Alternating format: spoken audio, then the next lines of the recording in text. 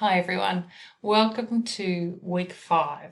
Now, this week, this recording is going to talk a little bit about behaviour management in senior classrooms. There's some questions up in the corner of this slide that you can see there to think about what challenges have you faced with behaviour management while you've been on professional experience. Think about the strategies that you used, what worked and what didn't work. Behaviour management is a really challenging thing, and I think at this stage at university as a pre-service teacher, you want some answers, you want some strategies. My experience signing up for a unit that was specifically about behaviour management was the lecturer telling us in the first tute he couldn't really tell us anything about behaviour management because it was something we had to learn in school. That's not the case. But there's some truth in it, because as much as we can talk about different strategies and different ways of approaching things, it does in many cases come down to the individual student that you're dealing with. But there are some big picture things you can do to proactively address behaviour in your class. I'm of the real mind that behaviour management should be a proactive thing rather than reactive. So by that I mean you're already planning for behaviour management when you sit down and write your lesson plan, in how you plan to structure your class, how you plan to organise activities, individual, pair work, group work, where students will be sitting in classes, how long you assign to different tasks and activities, how you get students to move around in the classroom, how much support they need so that they don't get to a point where they don't understand and will start getting off task. All of that planning is in essence a form of behaviour management, because you're trying to set yourself up so that you don't have to deal with off-task or challenging behaviour during the lesson. Now, there's really big challenging behaviour that can happen, but the most challenging for not just pre-service teachers and newly qualified teachers, but all teachers, is that real low-level disruption. Students talking while you're talking, students not stopping talking when you do ask them to, though it sounds simple, is probably one of the key things that disturbs lessons and needs to be dealt with consistently as you go through. I'll give you examples from my personal experience of my own teaching as I go through this recording. I'll give you examples of what I've seen in classes and talk as much as possible about the strategies that you can implement or plan to implement on the whole. But if I go back to what my lecturer said in my behaviour management class unit that I signed up for, there are always going to be certain situations, certain students that no one can prepare you for dealing with that situation. So having as many strategies ready to go and understanding the school structures around behaviour management, who's there to support you, how to contact them, all of those types of things are just absolutely crucial. Now, when you're on placement, you'll have your mentor in the classroom the whole time, so you will have support there. If you're in your third placement, they may start stepping out or being in the classroom next door.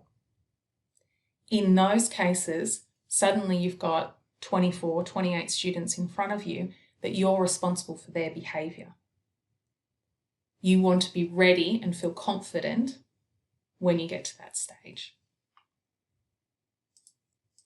So it's worth us keeping in mind that we are there to teach our subject area, the content, but part of our job is to teach behaviour. Now, yes, that needs to happen in the home, and it is also the parents' responsibility. But you'll find when you're in class that not all of your students get that kind of foundation from home. So acknowledging that, having empathy for that, and modelling correct behaviours, praising good behaviours, is a really effective way of modelling good behaviours and encouraging them in your classroom. So I thought we'd just start by reviewing some of the strategies that we spoke about in Curriculum Specialisation 1. So I'll just work through this list on the board here. Now there's other strategies, but these are a good place to start. So tactical ignoring is when something is going on in the classroom and you don't address it.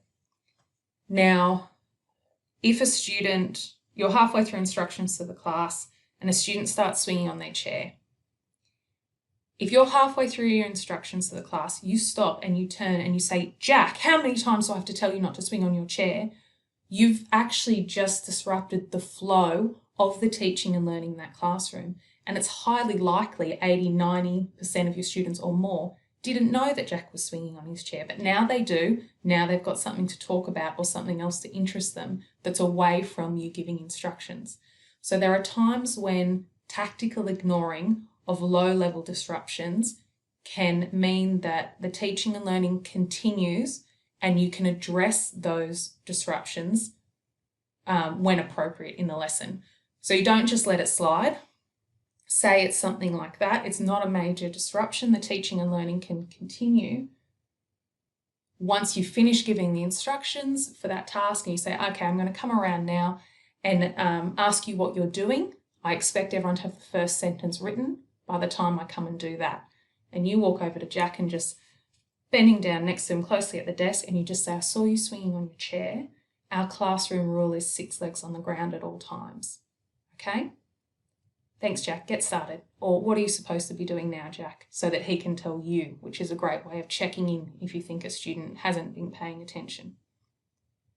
Now, that leads me into that second point there, that positive correctional language. So rather than saying, don't swing on your chair, how many times have I told you? Don't stand up, don't call out. It does get very negative. So using positive language to correct off-task behaviour keeps a more positive feeling in the learning environment. So as I just said in our classroom rule is 6 legs on the ground at all times. I think I had, from memory, 5 classroom rules, and no, I'm not going to remember them all to tell you, but they were all positively worded. So they were things like face the front, when the teacher's talking. So not don't turn round, face the front when the teacher's talking. Not don't talk, but listen when the teacher and other students are talking. Not don't swing on your chair, but 6 legs on the ground at all times. So think about the language you use. Now, I'll give you one of my own personal experiences. I had some exceptionally challenging classes as a newly qualified teacher in a high school just outside London. It was a massive learning curve. I came from a Catholic education background. That doesn't mean that all the students were good, but it was very, very different to what I encountered in a state school just outside London. Now, I had someone, a behaviour management consultant that was in helping, observing all the teachers in the school, giving them feedback. I got her to come and see my absolute toughest class because I knew that they were fairly well behaved with me. I'd heard stories about how they behaved with other teachers, and I knew that pretty much the toughest school and the toughest class in the school at the time was all right with me. Thought I'll get her in here, I'll show her what I can do. And she got to the end and there was definitely praise and positive feedback. You know, you've done this, you've involved them, everything like that. And then she said, how many times do you think you said no in that 50-minute lesson? I didn't remember saying no at all. And it was, I think, 60 or 70 times. So she flagged to me the fact that I was using negative language constantly during my lesson without even realising it. And so switching to use positive language to correct students' behaviours can really make a difference. And it was something that I had to work on, and it takes time. And especially if it's a really frustrating behaviour, your reaction is stop it, don't do it, rather than, Jack, what should you be doing right now? Which is a really good way of redirecting students, which you can see is a point up on the board.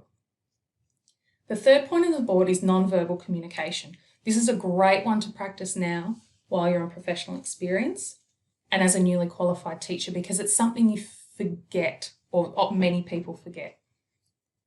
You get so caught up in getting through the lesson plan, trying to make sure people aren't talking, making sure they're all on task, that there might be a bit of oversight in regard to what you can achieve through non-verbal communication. So the examples that are listed there, eye contact, students are talking. Now, as I've already said, if you stop what you're saying and say, stop talking or listen to me, I've already said your name 3 times, Rachel, you've interrupted the flow of your lesson or instructions, which shouldn't be too long, just something to keep in mind when you're planning your lessons.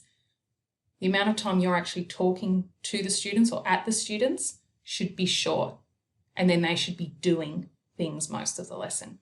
So eye contact can be helpful, a raise of the eyebrows or widened eyes, a finger onto your lips to indicate silence.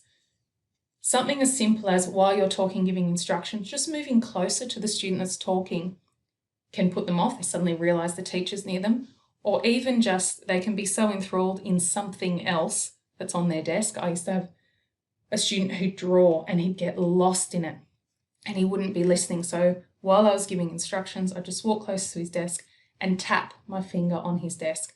Doesn't interfere with anyone else in the classroom, doesn't interfere with me teaching. Most of the students wouldn't have even noticed I'd done it, but that particular student saw my finger tapping on his desk just next to his work and looked up and realised he was supposed to be listening.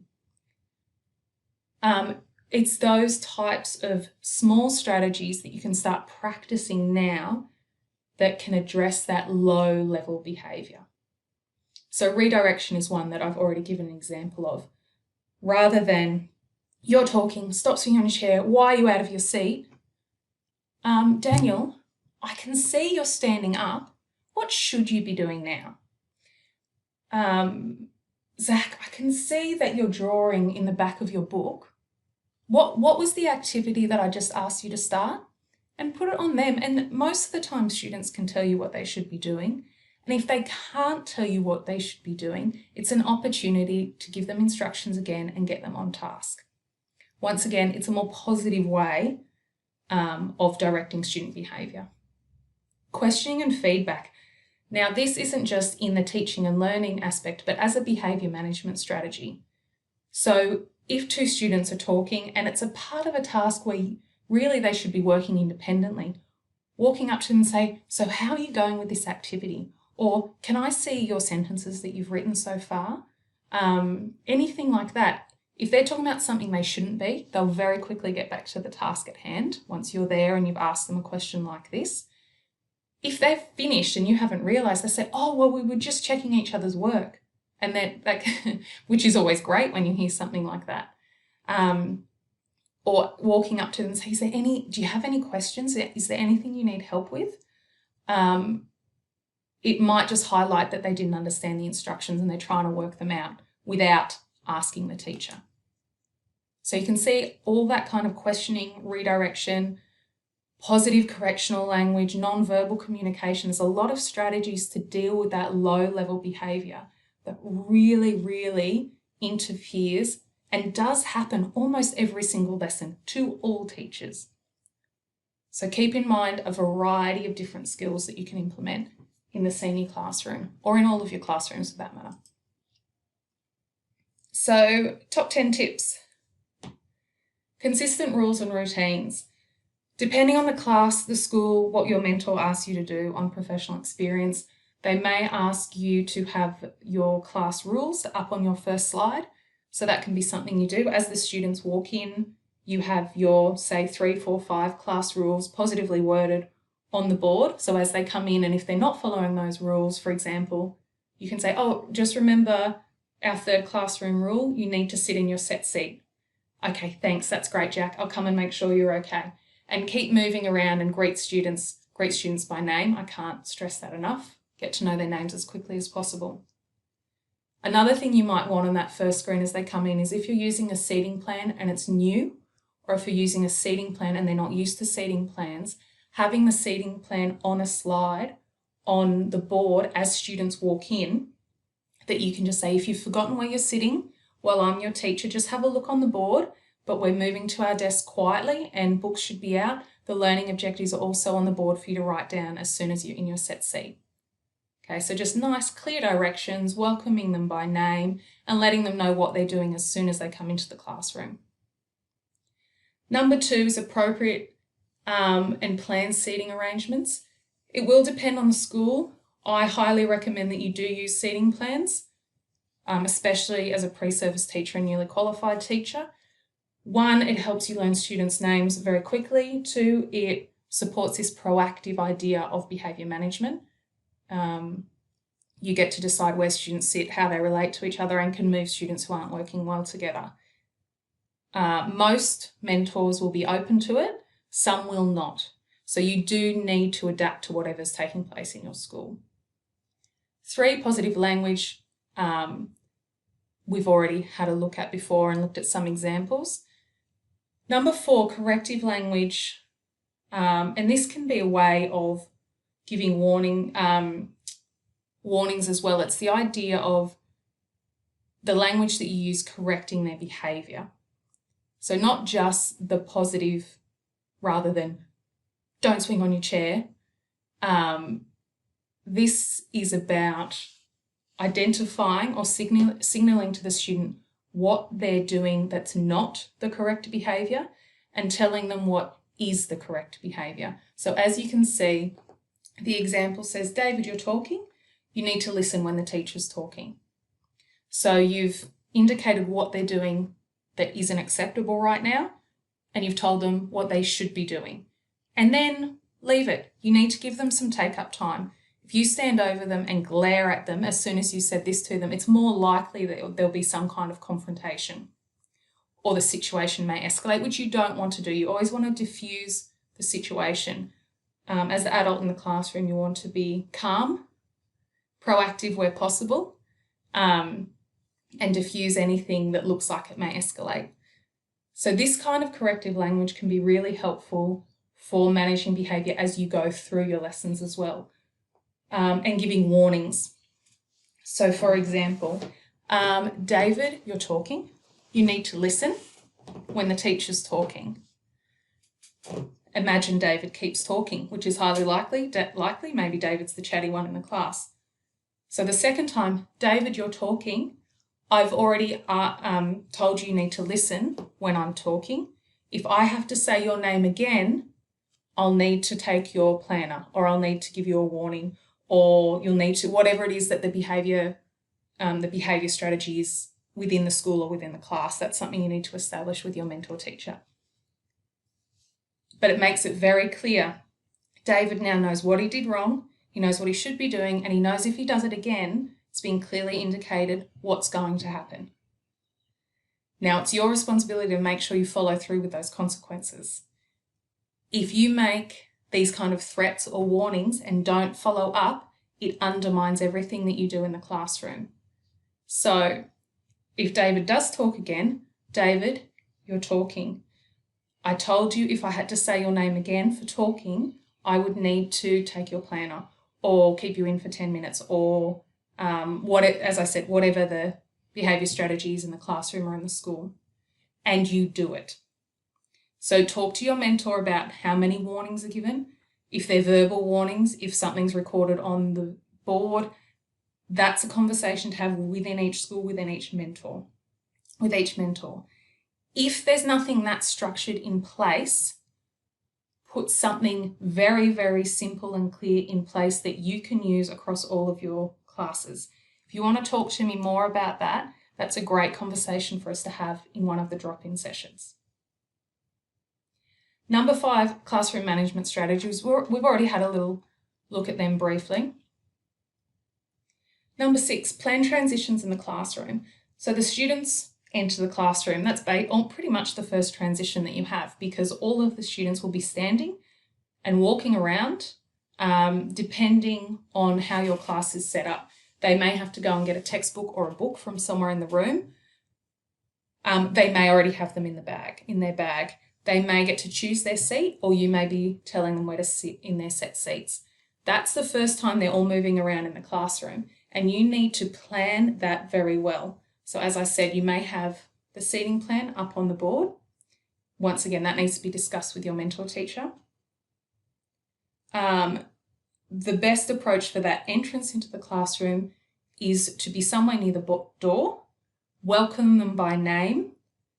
You'll probably greet them outside the door. In the lower years, you get them to line up. Depends on the school if that still happens with the senior years. Sometimes it is, sometimes they kind of just come in because it's a bit more laid back generally in 11 and 12. So greet them outside, ask them to come in, but make sure you're inside to manage the classroom as they're coming in. So you're greeting them by name and you're giving them their first instruction. Hi Jack, great to see you. Just remember we've got this new seating plan. It's on the board if you can't remember it. Excellent, great. Rachel, great to see you sitting in your set seat. If you can open your book and start writing the learning intention that's on the board. And that dialogue happens as students are entering. They know that you know their name. The instructions are very, very clear. And hopefully as everyone comes in and sits down, they've all sat in their set seats and they've got the learning intention and you're ready to begin. That sounds very simple. It takes lots of practice. Students arrive late, all sorts of things, but start developing these really good routines around transitions. Similarly, in the actual lesson, if they have to get up to get books, if they need to move around the classroom to get into groups or move to other areas, plan that carefully. Is everyone going to stand up at the same time and move at all the same time? Or are you going to get them to stand up in rows and move around? Will you get them to move in groups? Which words are you going to use to get them to do that? Rather than getting the whole class to stand up and go and collect a book from the back of the room, you can get 2 students to stand up, go and get the books and hand them out. That way you've only got 2 students moving around the room. Also think about how you use your own time. If there's sheets or books, don't you hand them out. That's your time. You should be teaching and you should be in control of your classroom. Students can do that. And it means that you can keep monitoring the classroom or teaching, and it will happen very, very quickly because 2 or 3 students can hand them out faster than you and the lesson continues. So let's look at number 7. So watch experienced teachers. This is really something you should be trying to do while you're in professional experience. The earlier you can do it in professional experience, the better, because as you move forward to your final placement, you really have less and less time. When you're out on your final placement, you are expected to be teaching pretty much full-time, pretty much from the beginning of that placement. So take every opportunity to watch experienced teachers. Your mentor will obviously be an experienced teacher who will be teaching in your subject area, but I strongly recommend watching or observing teachers, other teachers within the faculty or within the teaching areas that you'll be teaching or specialising in. You do need to discuss this with your mentor teacher. There are some mentor teachers or schools who prefer that you don't do this when you're on placement because they want to prioritise you getting to know the students that you'll be teaching and your mentor, which means being with them all day, every day. But most mentors do appreciate how beneficial it is for you to observe other teachers. So that can be part of your observation days as well before you start teaching. They will be able to recommend who to go and watch. Now, keep in mind when you are going to observe other teachers, it's great to see, the best teacher in the faculty or the best teacher in the school. That's excellent. But what you don't see in the background is all the hard work that's gone in to planning that lesson or developing a relationship with students over years. So definitely watch those people if you can. Your mentor will be able to tell you who they are. But also try and watch people who are similar to you. And in that respect, I remember when I was a newly qualified teacher and I asked to observe some other teachers teaching in the new school that I was working in. And they said, oh, see this person, this person, this person. And they were teachers who had reputations for being very strict and effective with their behaviour management, which was really necessary in what was quite a tough state school. The issue was they were all middle-aged men who had been at the school for 10 or 15 years or longer. With that kind of age difference, me being a 3-year-old newly qualified female teacher who wasn't that different in age from my senior students, that's a massive difference in your presence in the classroom, sometimes in the approaches that you can use. Those teachers who have been around for longer often can have a bit more banter with the students. They've probably taught their older brothers and sisters, that type of thing. So coming in as a newly qualified teacher, you really want to be trying to observe the teachers who are similar to yourself, and that might mean observing, as well as observing those teachers who have been around longer and have really great reputations, but it might also mean observing teachers who are earlier in their career. If you are a young female teacher, observing other female teachers, because how they act and behave in a classroom is different to observing a male teacher in many instances.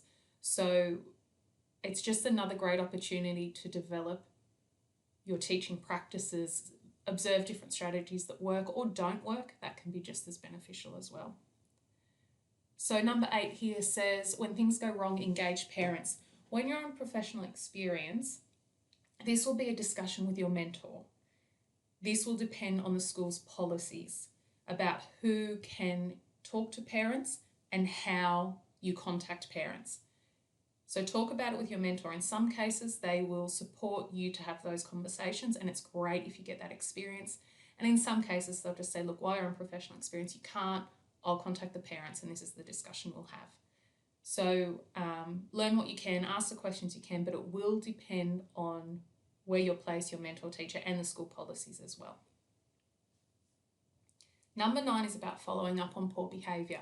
So if you have had a student in class who has consistently disrupted the lesson with really low level poor behaviour, swinging on chairs, talking while you're trying to give instructions, disturbing other students, and anything like that, or larger or bigger incidences, you can't just let it slide. It will happen again and again and again, so it needs to be addressed. But that class, that particular lesson may not be the time. So you may ask the student to just stay behind for a chat, and a one-on-one chat at the end of the lesson when peers aren't around, when they haven't got to perform or show off in front of anyone, can be really effective. If it's been a situation that has escalated a bit or it's been a bit emotional, sometimes it's better not to have that discussion straight away, but to go and find that student at a later time in the day or the following day when you're not teaching, and have a chat with them. Once again, away from their friends and peers that they may want to show off in front of, but still addressing that behaviour. So talk about the behaviour you saw, ask them perhaps why they thought they were behaving that way, and working together. And you'll be surprised how developing those relationships and having those discussions and making sure you do follow up on poor behaviour can have a real positive knock-on effect in your lessons, even in a 5-week placement.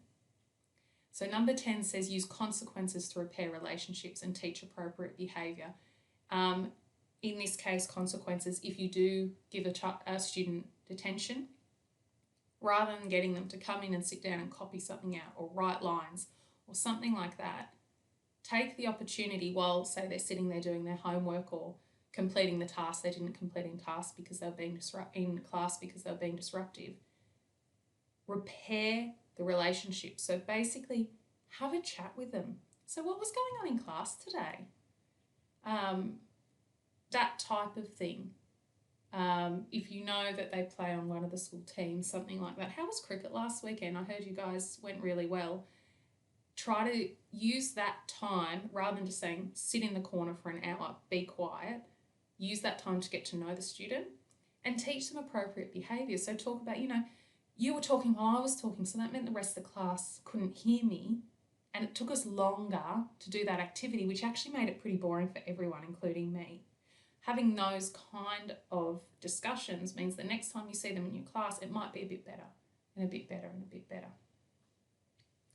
So there's lots of things to think about in regard to behaviour, and it's definitely a conversation that I'd love to continue with anyone who is interested in drop-in session this week, or post a question to the general discussion board.